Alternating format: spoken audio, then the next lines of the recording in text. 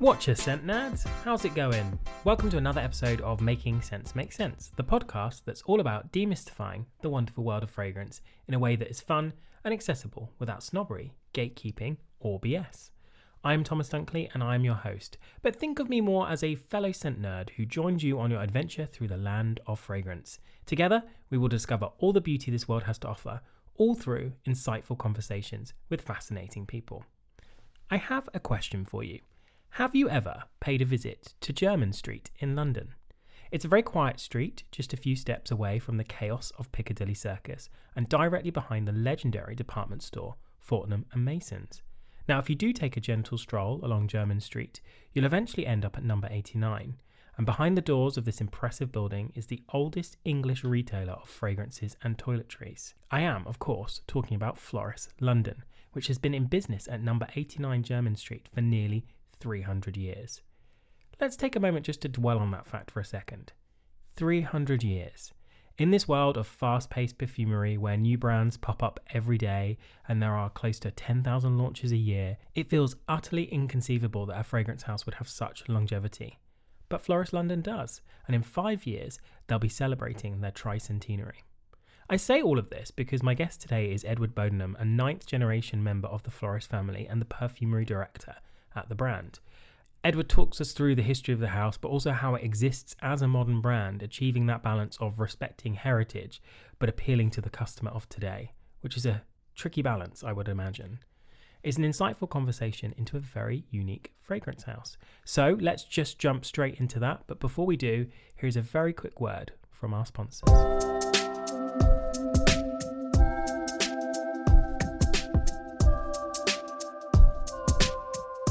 This episode of Making Sense Make Sense is sponsored by Carium.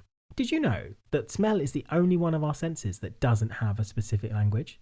This means that to talk about the smells we experience, we have to borrow from our other senses, relying on the language of texture, colour, sound, taste, and emotion to describe what our noses experience. Carium's innovative AI technology puts language at the centre of the user experience. Using a large language model built with vast amounts of textual data, it maps how scents are described in language, coupling this with the customer's own word associations to guide them to unexpected fragrance matches. It's not just about AI, it's about immersive storytelling through scent, allowing customers to see, smell, and feel fragrances in a way that connects to their memories and emotions. The Scent Sommelier uses language to deliver a precise personal recommendation that feels both scientific and emotional in 3 easy steps. Firstly, customers select the type of fragrance they're searching for from a choice of up to 16, either from a single brand or multiple brands. They then tap through a series of scent and word cues, and with each tap, AI adapts.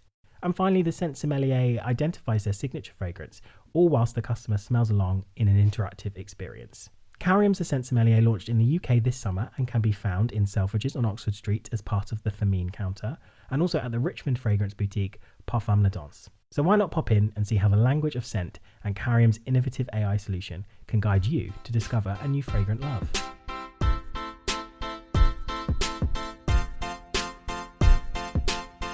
Edward, thank you so much for joining me on Making Sense Make Sense. It's a pleasure. Thank you very much for having me. You're so welcome. Floris is a really rare fragrance house because of its lengthy history and rich heritage. And the house has been operating since 1730, I believe. How did it all begin? It all began by my ancestor Joan Firminius Floris, who was actually born on the island of Minorca when it was occupied by the British at the time. And he felt very much British and had the opportunity to come to London. He was actually an orphan, brought up by friends of his mother, but had the opportunity to come to London. So sailed across on a boat and landed in Montpellier in France and learnt perfumery for 6 months there before coming to London. And he was actually the resident barber of the St James's Hotel, which was on Jermyn Street at the time, and being a barber in those days meant having quite a perfumery knowledge as well for making all of the sort of scented products for gentlemen's, well, for hair, so sort of brilliantines and talcum powders and things, and even sort of quite strange things like tooth powders, which were rose and violet, and mouthwashes, which is something that we still have a mouthwash sort of which kind of relates back to those days from when he used to make those. And then fairly soon he met his wife who lived in the area. They met at a church just behind Regent Street. It's still there actually, on a street called Warwick Street.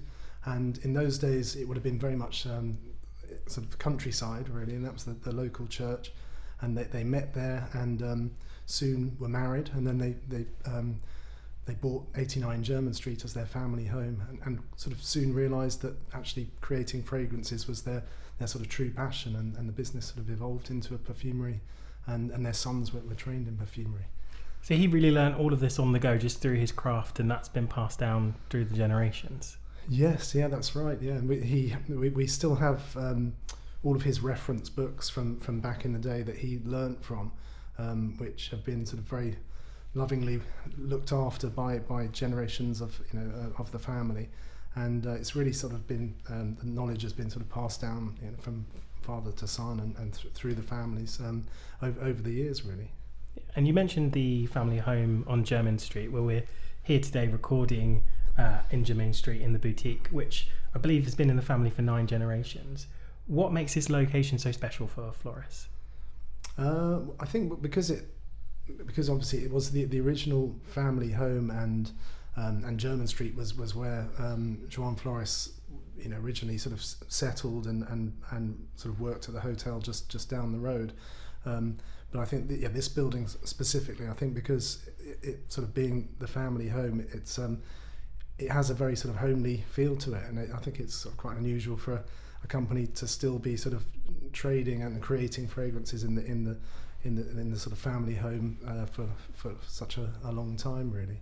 Yeah. So to us it feels it's very very much home for us, and it's quite strange to think of all the sort of Christmases and birthdays and things that would have happened here, sort of over the centuries. Yeah, I can only imagine. I think there are hardly any other fragrance houses that can say that they can do that, be in the same location they've been in for so much time. Yeah. It's such a fascinating space. I was having a nose around downstairs before I came up. It's part fragrance shop, but also part museum. You've got lots of fascinating, books and references and ledgers from the archive, but also products and bottles and things. Why is it so important to celebrate the brand's heritage? I think it's lovely to, personally, I think it's lovely to sort of recognise the amazing work that my ancestors have done over the years, and done such a great job of taking care of the fragrances and of the brand of the company, and looking after all of the archives and records. We're so fortunate that everything's been so well looked after, very sort of lovingly looked after, that my generation of the family are in a position where we have all this kind of rich source of archives and fragrances that my family have created sort of back in the 1700s. So it's a real sort of honour to be able to create fragrances today with our perfumery team today, and for them to sit alongside fragrances that my ancestors who I've never met sort of have created over the years. Yeah, it provides a lot of context, doesn't it? As walking in as a consumer or someone who's coming in to browse, it's amazing to see you're welcomed with that history. It gives a lot of the why are we doing this? I suppose it shows a lot of that to people. Yeah, no, I think we're very much custodians of our company, that's been so well looked after for the next generation. And the Floris family is really well known for kind of voyaging around the globe to search for new materials. How do you source your materials today? Is that very different? Are you traveling around the globe all the time, or? Not as such. Well, I tend to travel for work if we go to see one of our partners in a different country. But I do find travelling very inspiring. Sometimes you're being just the whole experience of being in a different environment and different culture. I find it incredibly inspiring. So certain times, certain fragrances have been inspired by travelling. But we have we have suppliers that we've worked with for many years who source all of the raw materials. So if there is a new raw material that we're interested in, then they'll source that for us, and they sort of take care of the to make sure that the continuity of the quality of the raw materials is there. Yeah, doing all of your QC and things like that exactly. for you. Fantastic. And are there any materials that you've discovered or been shown recently that you're really interested in working on or working with? Yeah, it's a few years ago now, but I went to China for a sort of showcase event with a few local companies, lots of our sort of neighbours really, in Jermyn Street and St James's, and that experience was quite something. We went to an area called Chengdu where they have a lot of Szechuan peppers, and they have a hot pot and I sort of tasted this Szechuan pepper and smelt it, and it's got an incredible flavour and scent to it. So I was very sort of inspired by that, and so it'd be nice to perhaps work on something incorporating that ingredient. But there are so many sort of ingredients that we get inspired by all the time, really. Yeah, and they can often be the starting point, can't they, for a new creation? It can be being inspired by a place or a piece of art, but also just a material in itself can create a lot of inspiration for a new fragrance. Definitely. In fact, we were at a trade show in Paris a couple of years ago, and our perfumer at the time, we met one of our suppliers there, and they're sort of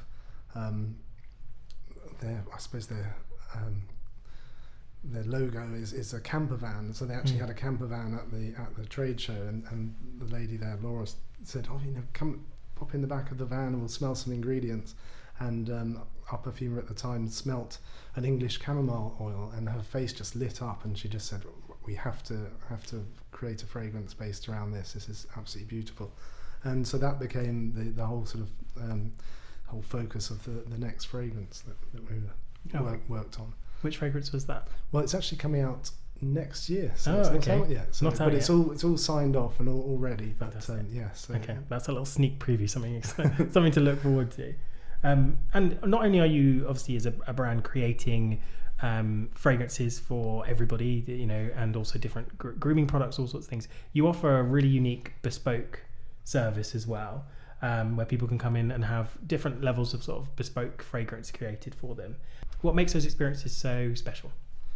I think because obviously, as you well know, I think the sense of smell is so sort of connected with your memories, and it's because it's the consultation is quite it's a very quiet room that we work on our perfumery. It's where we work on all of our new fragrances for the collection, as well as customers' bespoke fragrances. But yeah, it's a lovely quiet space, and I suppose it's quite atmospheric really being in there. But when customers start smelling, it's a real sort of emotional journey really, because suddenly they'll smell something that reminds them of a memory that they thought they'd sort of long forgotten, and suddenly it sort of comes back in sort of vivid detail. And so quite often it becomes a very kind of emotional experience for customers, and very, very special. And it's something that Floris has always done, isn't it? Yes, yeah, back in the day that's we used to do, but we actually only brought it back in, I think it was about 2010 that we brought back the bespoke service, but sort of much further back that used to be what we did all the time. Yeah. And just before recording, I had the opportunity to try the bespoke customization experience, and it's a really wonderful experience where you're guided through the blending of accords by one of the Floris perfumers. And what struck me is how you don't really need to know that much about perfume to do it, and you also don't really need to know specifically what it is you want going into it, which is part of the challenge, isn't it? Trying to translate what people want, because people often, they might want something musky, but what does musky mean to one person might mean something differently to someone else. Very true. But also you so it's a real service that has kind of allows you and guides you in a way to create something really, really unique. Has it, or you say you brought it back in 2010, has it always operated in that way, or have you refined it over time to make it more personable and more easy for people? I suppose we have sort of refined it as we've gone on really, but like you say, it is something that you don't need to know about perfumery sometimes, because I've carried out quite a lot of the bespoke appointments myself, and it's quite interesting. Some customers come and they almost feel like they're going to be tested or something like that. So I just say, just relax, and it's really just go with your instincts, because everyone has a completely different memory bank of smell, scents that they've encountered throughout their life that mean something particular to them, and so it's very instinctive, and so really just relax and enjoy it, really. Yeah, and that's one thing Roberta, the perfumer who I was working with, said that sometimes when she's doing that, she looks at people's reactions more than their words, because those tell more. She can see from someone's instinct and reaction to a particular accord or material whether they do like it or not, because sometimes it's harder to find the words, but your body can express things that your words can't. That's so true. And the same if somebody smells something that perhaps they don't like, they'll sort of reel away from it. But it's lovely when you create a fragrance and you just see their face light up, and you've created something that they had hoped for. Yeah. So as part of that experience, your formula is recorded in the Floris ledgers alongside all of the brand's formulas, and I imagine there are some quite famous names in those ledgers. If we were to snoop through them, who might we find? We've got various customers, well-known customers over the years. So the royal family, sort of dating back to over the years, as well as people like Sir Laurence Olivier and Noel Coward, Sir Winston Churchill and Lady Churchill. My uncle mentioned to me a few years ago when we were having lunch that when he was working in the shop, he served David Bowie. Oh wow! And he was a musician himself, so he was very very much starstruck when he to meet him, and he bought one of our fragrances as well. So I never knew that before, and it was just something I learnt sort of fairly recently. And I think that's what's amazing about fragrances. It's so much part of culture and zeitgeist, isn't it? So we think of the 70s, we think of the music in the 70s, but also there are very specific fragrances of that decade, of that era. And it's kind of amazing that Floris has been around for so many of those different eras, and who knows who else has been into the shop and bought something to wear. It could have been anybody, really, couldn't it? And it's quite amazing having your formula there next to some greats and kings and queens. It feels nice. Yes, no, it does. We're very honoured that our fragrances are enjoyed by so many people. And so you have a perfumery team who work on the bespoke formulas they also recreate some of the historic formulas to bring back out of the archive, and they also create brand new fragrances. What's the process for coming up with and developing a new fragrance for Floris? Tends to be either sometimes we'll sort of work as a group, so it's sort of team effort with the with our team of perfumers. We'll sort of come up with an idea, and we all seem to have, I think, similar taste, which is good. So it which works well, because we all sort of when we're smelling and working on something, we all tend to kind of agree on the direction, which is good. But other times it can be if one of us is inspired by something very sort of specific, and then just we'll just kind of like work on it and then get everyone's opinion. So yes, it can be either sometimes a team effort and sometimes just sort of individual effort, really. Yeah, but it's very different from other fragrance houses, because you're not creating a new fragrance every 5 minutes. You take time to create things at a slower pace, I would say. Yeah, definitely. There's no sort of pressure to have a certain amount of launches per year or anything like that. We're still an independent family-run business, so we're not sort of dictated by shareholders and that sort of thing. So it's lovely having the sort of the space and the freedom to just work on a fragrance when we're inspired and take our time to get it right. Yeah, and what I find is really interesting is obviously you've got this rich heritage, but you're operating in a very modern fragrance industry, so it's very different to how it was 10 years ago, let alone 300 years ago. So how do you keep Floris, I don't want to say relevant because that doesn't feel like the right word, but current and still a place where people want to come to in that kind of modern industry?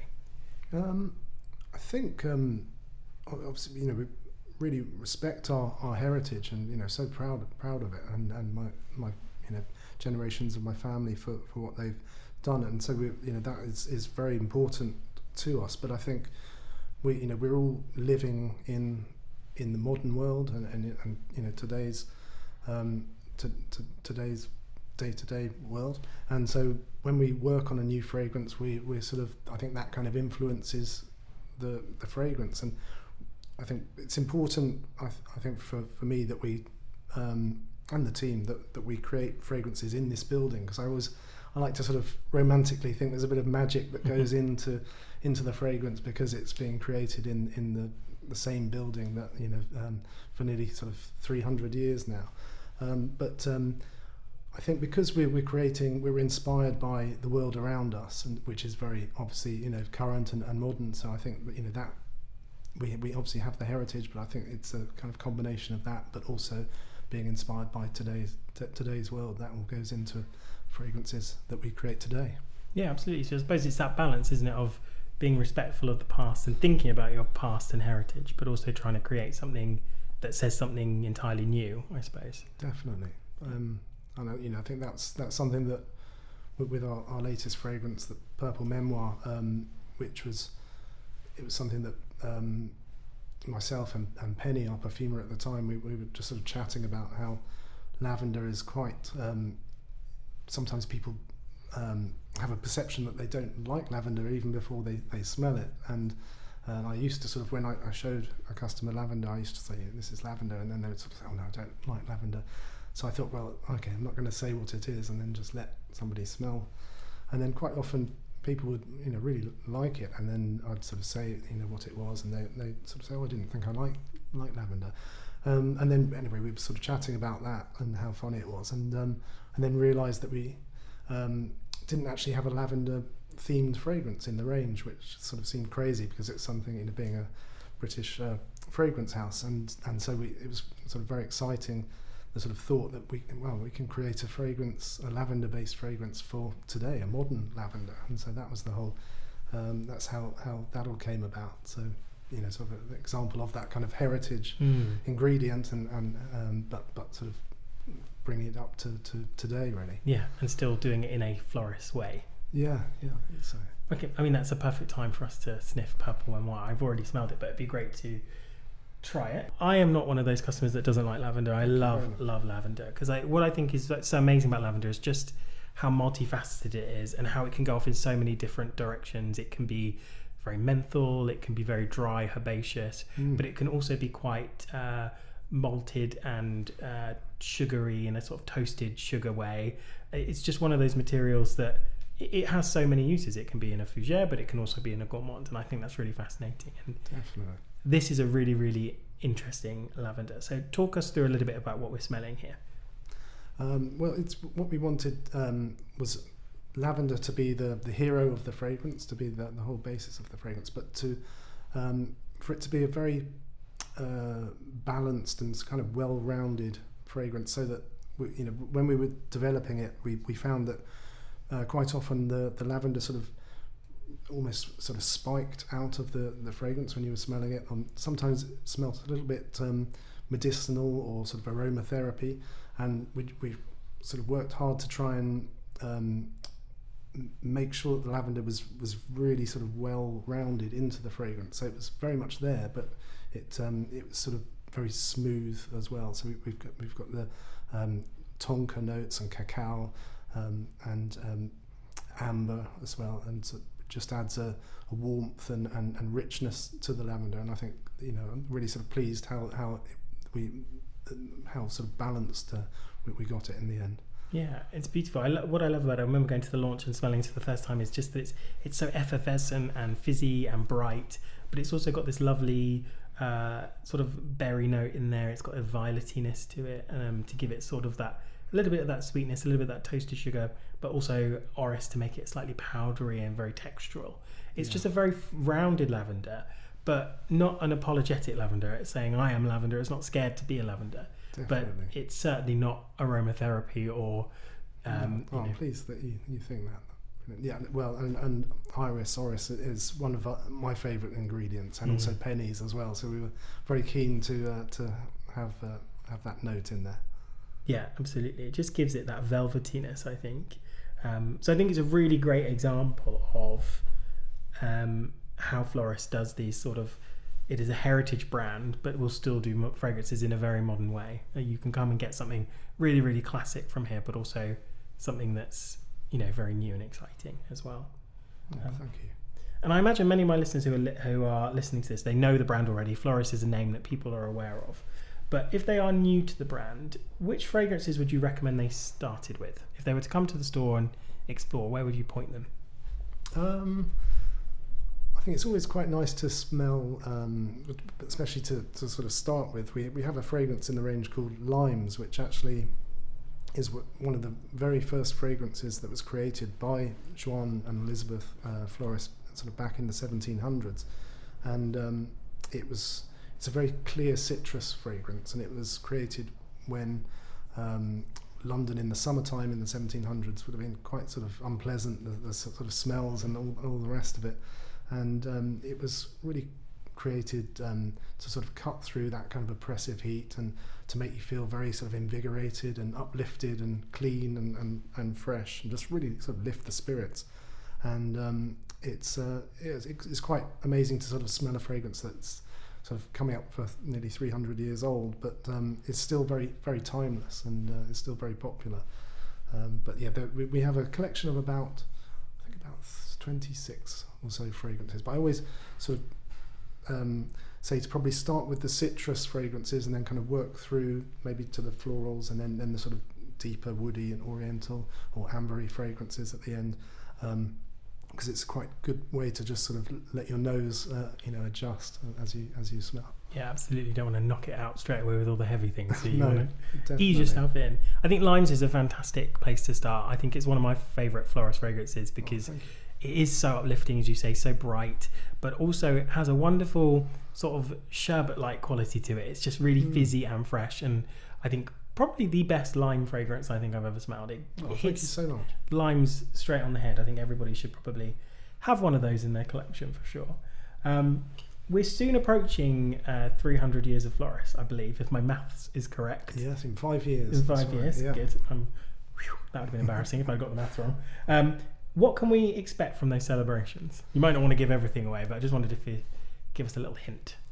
We're still actually, we haven't really got a firm idea of what we're doing, so we're starting to think, crikey, this is it's going to come around quite soon, so we need to get our skates on. But so I honestly don't know at the moment, but we definitely will have something. There'll be something. Yeah, we'll make sure it's really special. Yeah, because I think it's so rare, isn't it? There aren't many fragrance houses that can say they're heading to their 300th anniversary. There'll be some that will say that they are, but they're certainly not when you look at the history of them. So it's really lovely that Floris has been around for so long and is still going really, really strong. Well, thank you. I suppose my last question, just to end us on, is what does the future hold for Floris?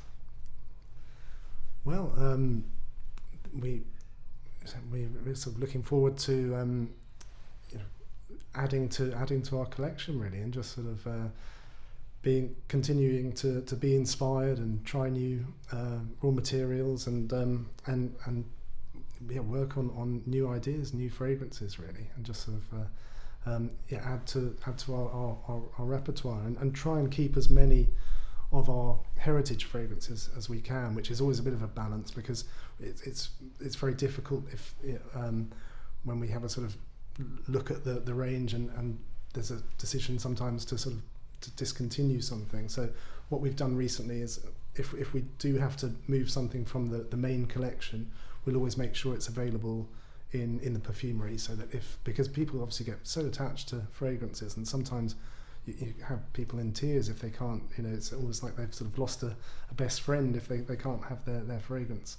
And so we always try and make sure that we can make it up for them, so if that does happen, then we can make it up to order.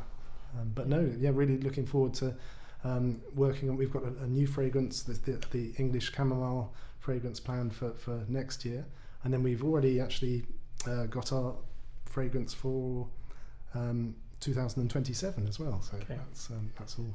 So no, exciting times. Yeah, very and exciting. then obviously, like you say, the 300th. Yeah. So yeah, we need to get planning. You on do, that, because actually. soon it'll be 2027. You'll be launching that 2 fragrances time, and you'll be thinking we need to get on the on. case. Definitely.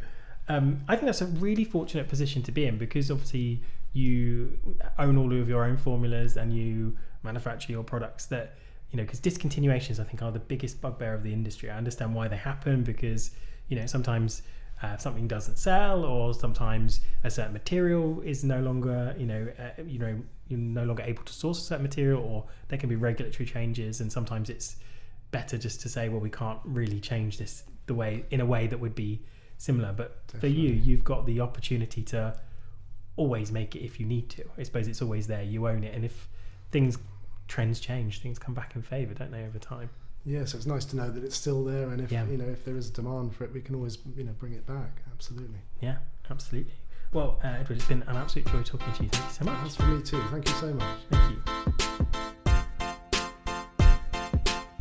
I think the history of Floris is a fascinating one, and I definitely would like to return to it in the future at some point. There's just so much to uncover. And when I went there to have my bespoke fragrance made, I spent some time looking through the Floris ledgers, and it's truly impressive to see the names in there. And whilst there are many famous names in the ledgers, there are more that are just normal people. And I think that shows just how fragrance is such an important part of the fabric of life. Perfume touches everyone, and it's something we all have a connection to, whether we are kings or queens or celebrities or just normal people. As I mentioned in the episode, I was invited by Floris to come for a bespoke fragrance customization experience. And this is where you build a fragrance using the Floris bases and accords. My scent is called Pirates, and it's inspired by the bold, rustic colours of Vivienne Westwood's debut collection.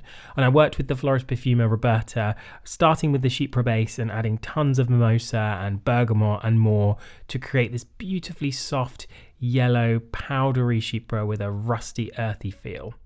I love it. That bespoke customization experience is £750, and you can find out more about it on the Floris website. I've also posted a reel actually of my experience of that creation on Instagram, so do go check that out. Also, I will put a link in the show notes for you. You can find out more about Floris London by visiting their website www.florislondon.com, or by following them on Instagram @FlorisLondon. And again, I'll put those details in the show notes for you. Once again, a massive thank you to Carium, our sponsor for this episode. You know me, I'm all about making fragrance and fragrance discovery more accessible. And Carium's innovative AI solution, the Scent Sommelier, offers an entirely new way to explore fragrance by translating scent into language. You can find out more at www.carium.com. That's it for this week, but I'll be back again next week for another exciting episode, so do be sure to tune in. As usual, I will hand over to our guests to tell us the fragrance they have an emotional connection with. After all, fragrance is an emotional art form. If you want to follow me on Instagram, you can at Making Sense Make Sense, but for now, it's over to Edward, and I will see you next week.